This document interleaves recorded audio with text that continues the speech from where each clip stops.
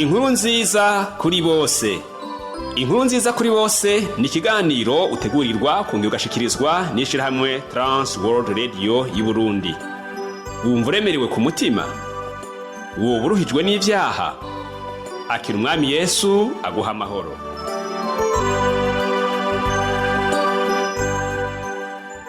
Nshuti mugenzi, munywanyi ibiganiro by'ishirahamwe Trans World Radio y'u Burundi, muvukanyi mukunzi w'ikiganiro inkuru nziza kuri bose, Pastor Michel Ntamubano namanda kigutegurira nkongera nkaje gushikiriza, ndakuramukije amahoro y'Imana data wa twese abane nawe.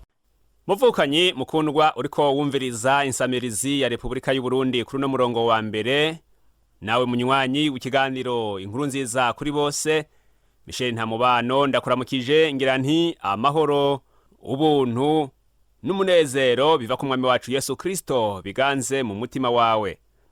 Ndanezerewe cyane kongera guhura nawe ngo dusangire aya majambo uno munsi Imana nshize ku mutima, kandi ano majambo nayitiriye ugutahura canke se kumenya. Nizere rero kuza kunkurikirana kandi ukaza kunguka byinshi. Ijambo ugutahura abantu bashobora kuryumva mu byo butandukanye. Nko ku munyeshuri gutahura ico yigishijwe bisigura kwinjiza mu bwenge ico wize ku buryo ushobora kugisigurira neza abandi, kandi ukaba ushoboye gutora ikibazo cose wobazwa kuri ico cigwa. N'umwigisha nyene iyo atahura ibyo yigisha biraboneka abisigura neza, kandi umunyeshuri amubajije ikibazo akamwishura neza. Ibihora biboneka kumwigisha adatahura icigwa nuko atanga amanote gusa ntasigurira abigishwa, unamubaza ikibazo akakwishura kurya umutima ngo ntuhirahire ngo usubire kumubaza. Ikibazo gitahuritse neza inyishu yaco iza irongorotse, kandi amajambo nayo akaza ari ku rutonde rwiza. Rero ugutahura ni ubushobozi butuma utanga neza insiguro y'ivyabaye wabonye kandi byagiye mu bwenge bwawe canke mu mutwe wawe. Bica biboneka rero ko uzi neza ivyo bintu, kandi ko wamenye ivyo wabonye canke ko wamenye ivyo wize. Dusome ano majambo y'Imana dusanga mu cete intumwa Pawulo yandikiye Abikorosayi igice ca kabiri, turahera ku murongo wa mbere tugeze ku murongo wa gatatu. Ano majambo aravuga ngo, ndagomba ko mumenya ukuntu mbarwanira intambara mwe n'Abirawodokiya n'abatarankubita ijisho bose uko bangana, kugira ngo imitima yabo ireme, kuko bamatanijwe mu rukundo, ngo bahabwe itunga ryose ry'ugutahura atamazinda, babone kumenya ibanga ry'Imana niryo Kristo. Muri we niho itunga ryose ry'ubwenge n'ukumenya ryahishijwe. Imana ihabwe icubahiro cane ku bw'aya majambo meza avuga ku bwenge no kugutahura. Nimureke dutekereze kuri baho, amaso yacu areba n'amatwi yacu yumva, amakimbirane inzangano kwirema w'ibice n'ibyo byeze, mbese bene ndatamubona tujya he? Iki ni cyo kirwanisho Satani afite muri iyi minsi ya nyuma mw'itorero. Bene data dupfukame dusenge twikureho ububasha Yesu azadutsindira. Iki ni cyo kirwanisho Satani afite muri iyi minsi ya nyuma mw'itorero.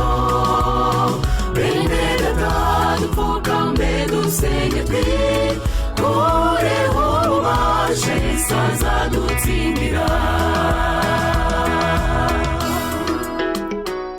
Mugenzi uriko uranyumviriza, intumwa Pawulo avuze ngo ndashaka ko mumenya.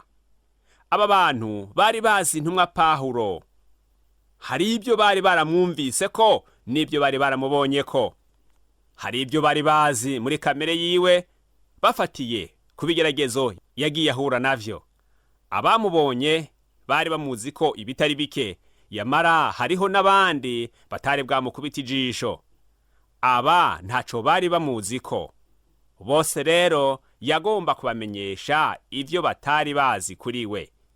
Navyo ni kumenya intambara barwanira n'ukuntu azirwana. Ikindi kwari kugira ngo bamenye umwitwarariko wiwe muri iyo ntambara, kugira ngo bagire ico bungutse gishasha.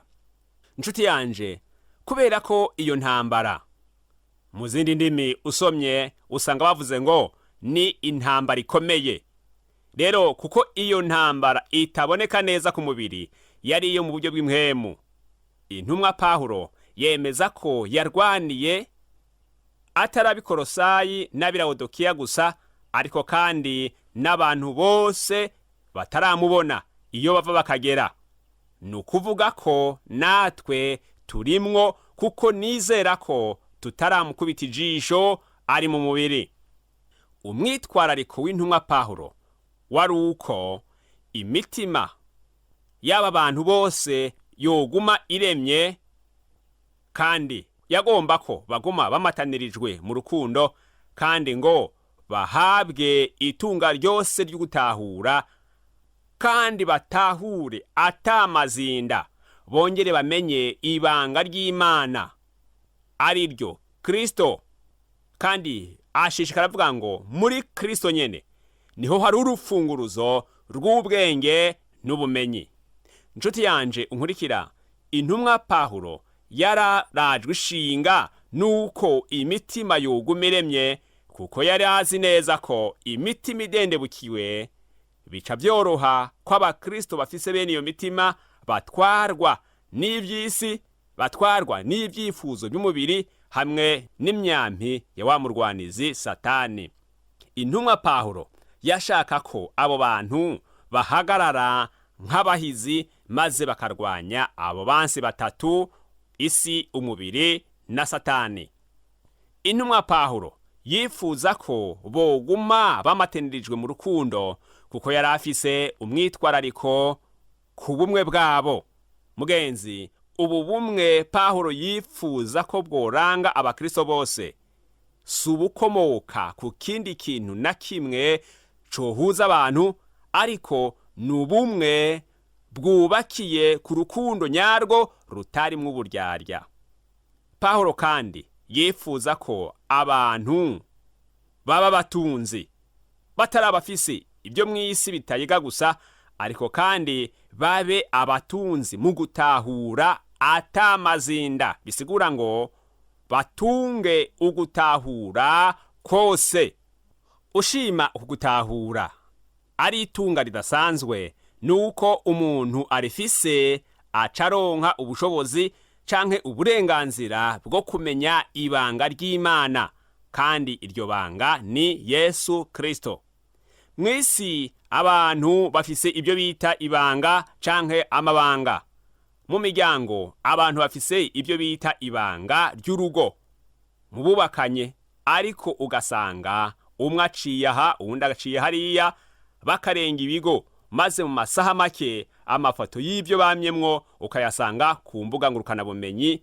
Ibanga rikabera ramenetse, kuko ryari ibanga pirate, ibanga feki. Mu biro canke mu buzi ushobora gusanga inkaratasi z'ivyandiko bifise agaciro zerekeye ivyaranguwe muri kahise zirimo zitekerwamwo indagara ku masoko, kandi mu biro hari ujejwe bene izo nyandiko kandi abihemberwa. Uwo ni umunyamabanga pirate, umunyamabanga feki. Hagati y'abantu babiri hashobora kubamwo utujambo bavuze ku bandi, maze bakumvikana kubigira ibanga, ariko mu masaha make umwe abibwira uwundi mugenzi we, maze bikaba birenze impinga, rirakameneka, kuko nakare rwari urusaku. Ibyo byose abantu bubakirako birasambuka, mbere bikanaguruka, kuko babikora batabizi, nta kumenya kuba kuri muri ivyo. nta n'ubwenge baba babishizemwo, kuko Kristo ari we banga ry'Imana ataba birimwo. Nshuti yanje, ibanga ukwiye kugenda nuno munsi kandi ukarigendera ni Kristo. Munyeshuri uri kuranyumva, ibanga ukwiye kugendana imisi yose ni Kristo. Ni warigira uzogira ubumenyi kandi ucuronka n'ubwenge. Ewe murundi kazi, murundi nawe munyamahanga uri mu Burundi, ndakugira inama ngo wige kugenda nibanga ry'Imana ari ryo Kristo, kugira ngo imigambi yawe myiza, ibikorwa byawe vyiza bibone kugenda neza.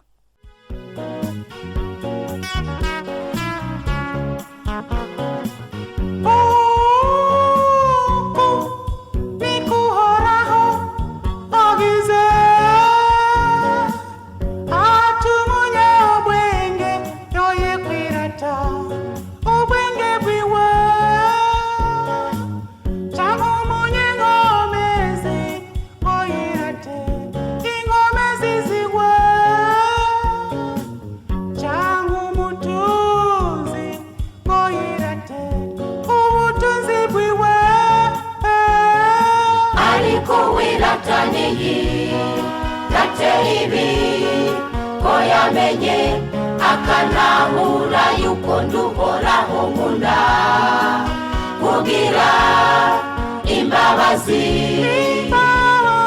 no guca iziroranye izigororotse kw'isi, ariko wirataniye yateye ibi ko yamenye akanahura yuko nduhoraho nkunda, kugira imbabazi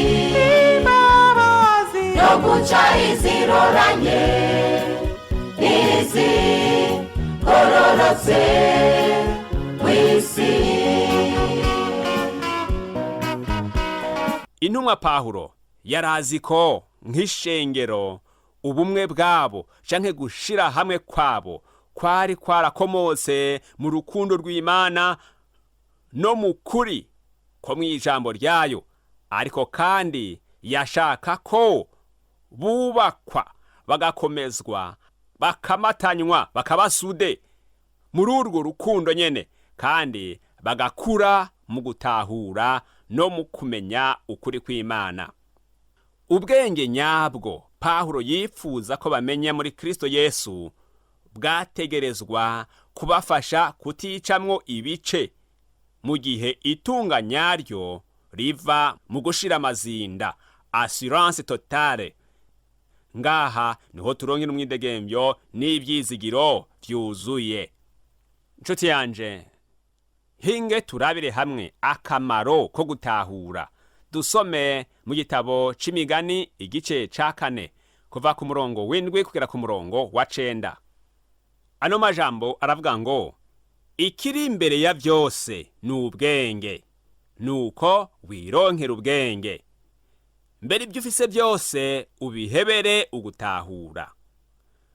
Bushire hejuru nabwo buzogukuza, buzoguhesha icubahiro niwabugumbira. Buzokwambika umugara w'ubuntu mu mutwe, buzoguha igitsibo c'ubwiza. Ayandi majambo meza Salomo yariko aravuga muri kino gitabo c'Imigani. No murongo w'indwi uvuze ngo, ubwenge ubushire imbere. Mu mibereho y'umuntu hariho byinshi yitwararika, kandi usanga ari inkoramutima, ariko byose kubikora abanza gufata umwanya akiyumvira, akiga ku ngaruka y'iki na kiriya. Kandi kubikora uko mu bwitonzi ntangere nivyo abantu dukunze kuvuga ngo umuntu yakoresheje ubwenge. Ngaha Salomo nawe avuze ngo ubwenge tubushire imbere. Niki catumye Salomo atugira inama ngo ubwenge tubwamize imbere y'ibindi vyose? Uwutahura neza niwe agira ubwenge. Kandi uko gutahura avuga ko kuzimvye yuko raraba kuri umurongo w'indwi, ugutahura ngo kurazimvye, kuko avuga ngo umuntu atange ibyo afise byose ngo aheze aburonke. mbega umuntu ashobora kugira ibyo afise bingana gute ko Bibiliya ivuze ngo atange vyose? Mbega birashoboka ko atanga vyose? Bivana n'ingene wabitahuye. Ariko ibintu ngirakamaro aha hantu ijambo ry'Imana rishaka ngo utange kugira ngo uronke ugutahura. Nk'itunga umuntu agira amagara meza, canke se ubuzima, imibereho. Umuntu kandi akagira n'umwanya. Rero umuntu muzima atanga umwanya wiwe, agakoresha izo nkomezi ziwe mu gikorwa c'Imana, mu bikorwa by'ubwami. Uko ni kwitanga kugira ngo igikorwa c'Imana kije imbere. Umuntu kandi mu byatunze by'ingirakamaro ni amahera n'ibindi by'amazu, imiduga n'ibindi. Ibyo byose biri mwitunga umuntu aba afise kandi rizimvye ry'agaciro kanini. Nukuvuga rero kugira ngo uronke ubwenge, kugira ngo uronke gutahura, nudatanga amafaranga ufise, naho nyene ntuzoronka ukumenya cyangwa gutahura gushitse. Kuko ijambo ry'Imana ntuzoryiga ari uko gusa waryigishije, ariko kandi uzokenera ko kuryigishwa n'abandi bari nonosoye. Rero ni byiza no gutanga amahera nayo ukaja mu ishuri rya Bibiliya kugira ngo wige Bibiliya neza, nawe ushobore kwigisha abandi neza. Ubwo ni uburyo bumwe nshoboye kwiyumvira ko butwereka ukuntu umuntu akwiriye gutanga ubuzima bwiwe, umwanya wiwe n'uburyo bwiwe kugira ngo igikorwa c'Imana kije imbere. Ku murongo w'8 Bibiliya tubwira ngo tugumye ubwenge kandi tubugendere. None ko ubwenge tubwirwa buva ku Mana, tuzobugumya gute? Tubugendere gute tutari mu Mana? Ntigikunda. Rero kugumya ubwenge kandi ukabugendera bigashoboka, bigashimwa imbere y'Imana, nuko duhagarara neza mu gakiza ku bamaze kukakira, tugahagarara muri Yesu Kristo, tukagumamwo neza, nawe akatugumamwo neza. Kandi umuntu ataramwakira kugira ngo agire ubwo bwenge, agire no gutahura, nta handi bishobora kuboneka atari muri Kristo Yesu. Niyo mpamvu wewe utari bwamwakire, nkugira inama ngo ufate ingingo yo kumwakira, asangwa wizeye aya majambo y'Imana turiko turasoma muri Bibiliya yera.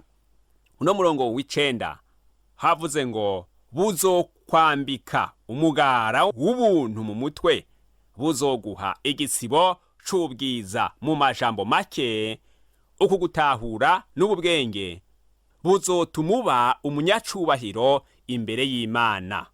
Umunyabwenge kandi atahura, mbega arangwa n'iki? Ariko wirata ntakirate ishengero ryiwe, ariko wirata ntakirate ugusenga kwiwe, ariko wirata ntakirate kuririmba kwiwe, ariko wirata ntakirate amashure yiwe, ariko wirata ntakirate ishengero ryiwe, ariko wirata ntakirate ugusenga kwiwe, ariko wirata ntakirate kuririmba kwiwe, ariko wirata ntakirate amashure yiwe. Inyishu tuyisanga muri Yakobo igice ca 3 ku murongo wa 13. Indanzi y'amajambo ivuga ngo itandukaniro ry'ubwenge bwo mw'isi n'ubwo mw'ijuru. Ninde muri mwebwe umunyabwenge kandi umuhanga? Ngiki kibazo kibajijwe. Umunyabwenge kandi umuhanga, nukuvuga ngo umuntu afise ubwenge kandi umuntu afise gutahura, canke umuntu afise ubukerebutsi, ninde? Uwo muntu ibyo tumubonerako nibi biri kuri no murongo. Biri bavuze ngo niyerekanisha ibikorwa vyiwe ingeso nziza mu bugwaneza bufatanije n'ubwenge. Rero nshuti yanje unkurikira, umuntu afise ubwenge, umuntu afise gutahura aragaragara neza. Uwukunda ubugingo bwiwe ategerezwa kurondera ubwenge, kandi uwushaka kubona ibyiza ategerezwa kuzigama ukumenya. Kandi ukumenya twavuzwa hejuru ni ubukerebutsi. Amajambo y'Imana twasomye nizere ko yakubereye icirore. Nshuti yanje, ndiko ndarangiza. Mbega wewe wisanze uhagaze hehe? Mbega uri umunyabwenge? Ni waba wumva kuri umunyabwenge naho, mbega ubwenge bwawe nubukomoka mwijuru ku Mana canke n'ubwenge bwo mwisi? Ubwo wita ubwenge kubera ko usanga waragira ubuntu ukiga amashuri menshi ukaminuza. Abandi nabo naho batarize afise ukuntu atahura ibintu kandi akagira ukuntu atwara ibintu bigatuma abantu bamwemera canke ubwiwe akiyemera. Mbega ubwo nibwo bwenge ijambo ry'Imana rivuga? Ariko twabwiwe ngo ugutahura n'ubumenyi biva mu bwenge, kandi ubu bwenge buva mu ijuru, kuko Imana y'ubwayo ariyo bwenge. Kandi Bibiliya ishaka kuvuga ngo itanguriro ry'ubwenge ni kumenya Uhoraho, kandi kumwubaha niko kugira ubwenge. No kugira inama rero ngo witabe akamo k'ijambo ry'Imana duhejeje kwiga, ariko ndacane ku muhamagaro w'intumwa Pawulo, kugira ngo nawe ugire iryo tunga riri muri Kristo Yesu. Kandi uwo Kristo Yesu twabonye ko ari ibanga ry'Imana. Mbega ni kuki wewe wo kwemera gushishikara kugenda utagira ibanga? Kandi ibanga ririho rigutungisha mu kumenya, rigutungisha no mu bwenge. Mwisi hari ibintu bituma abantu bubahwa kandi bakemerwa, nuko baba bafise ubumenyi bwinshi, nuko kandi baba bafise ubwenge bwinshi, nuko kandi baba batunze byinshi. Na iri jambo ry'Imana rivuga ngo ukumenya n'ubwenge ni itunga ridasanzwe ribonerwa muri Kristo Yesu. Kuko ufise ubwenge ukagira n'ubumenyi bw'ingene urondera ibintu, bituma uronka n'irindi tunga ry'ivyo mwisi nk'amahera n'ibindi byose umuntu ashobora gukenera kugira ngo abeho ataco ahajije mu by'umubiri ukena. Ngiye gusenga Imana, nawe nubwira Imana ivyo ugomba, kandi wifatanye nanje muri no sengesho. Uhoraho Mana mutanga bugingo uri mwijuru, turagushimiye aya majambo twigishijwe n'intumwa Pawulo, kandi tugushimiye ko waduhaye ubushobozi aribwo mpwemu yera, kugira ngo ashoboze umuntu wese gutahura. Umuntu wese yibonye uko ari n'ubwenge yishimikiza ubwaribwo, ko ari umunyabwenge canke ko atari umunyabwenge, ko yigira umunyabwenge kandi atari we.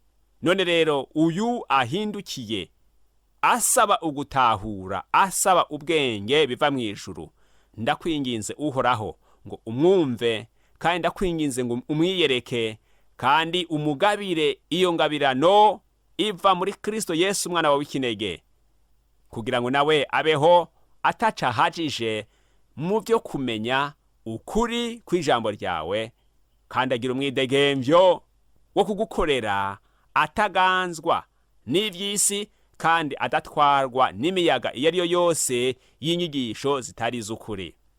Kandi ugira inzara n'inyota byo kurondera ivyo, uwuba hafi yawe akakurondera, nawe Uhoraho umuha umugisha, uzoba ukoze. Urakoze kugiye kubagirira neza, kandi izina ryawe rihabwe icubahiro. Tubisabye mu izina rya Kristo umucunguzi wacu, amen. Nshuti mukundwa wabanye nanje, ndagushimiye ko wampaye akanya ukantega abiri. Nizere ko wahungukiye ibitari bike, kandi nditeganya igishika ico cose uri bushikirize nk'iciyumviro, umutwaro canke ikindi gishinga ntahe. Naho utaha umwami Yesu aduhana umugisha.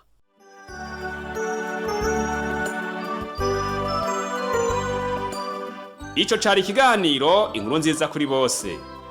Ushaka kugishigikira, kutwunganira canke ufise ikibazo, twakure canke urungwe ku butumwa bugufi na WhatsApp kuri iyi nimero ikurikira: 69 720 767.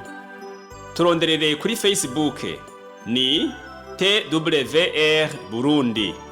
Ushobora no kutwandikira kuri email yitwa twrburundi@gmail.com.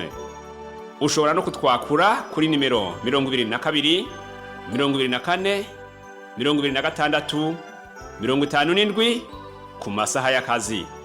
Imana iguhezagire.